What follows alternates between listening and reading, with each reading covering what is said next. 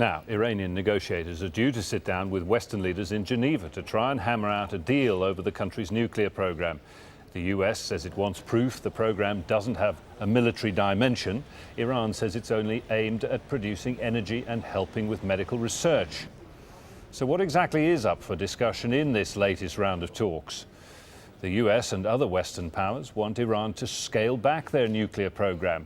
The West would ideally like to see Iran suspend uranium enrichment, reduce any stockpiles it has, and lower the capacity to create more nuclear material.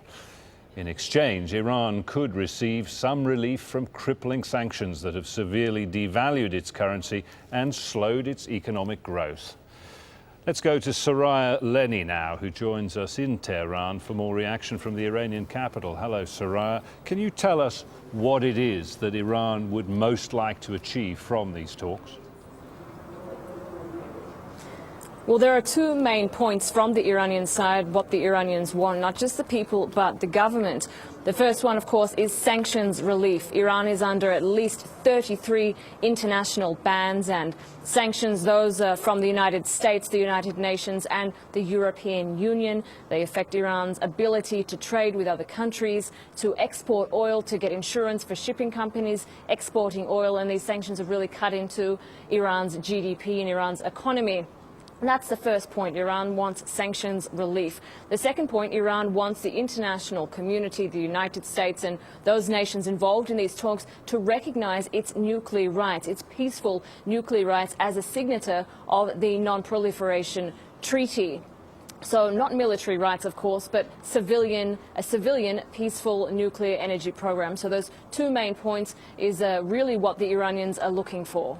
What's the view on the streets then, away from the government and the negotiators in Geneva? Is people's view of what's going on still clouded by a sort of all-pervading sense of mistrust to the US, or is there a sense now that progress is possible?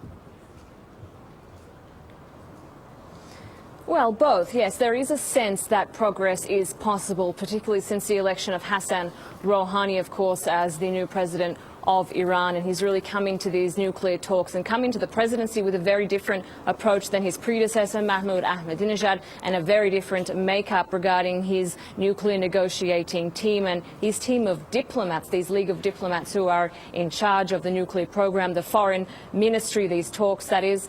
So yes, so definitely the Iranians see that there is a sense of optimism, but this mistrust really does run deep. This mistrust towards the United States, and Iranians point to the history of these two countries, the relations between Iran and the United States, as to why they don't trust the presidency of Barack Obama, they don't trust the political system in America. And it's also to do with, of course, the Israel lobby, Israel putting pressure on the United States to avoid a partial agreement with Iran, and also these sanctions that Congress is mulling, tougher sanctions on Iran, while the White House, of course, is looking for nuclear talks and some kind of resolution. So Iranians really are in two minds about this. They don't trust the United States, but they are hopeful that there will be some kind of breakthrough or some kind of solution that's really going to pull Iran out of this international crisis that it's facing. Okay, thanks for that. Soraya Lennie live for us there in Tehran.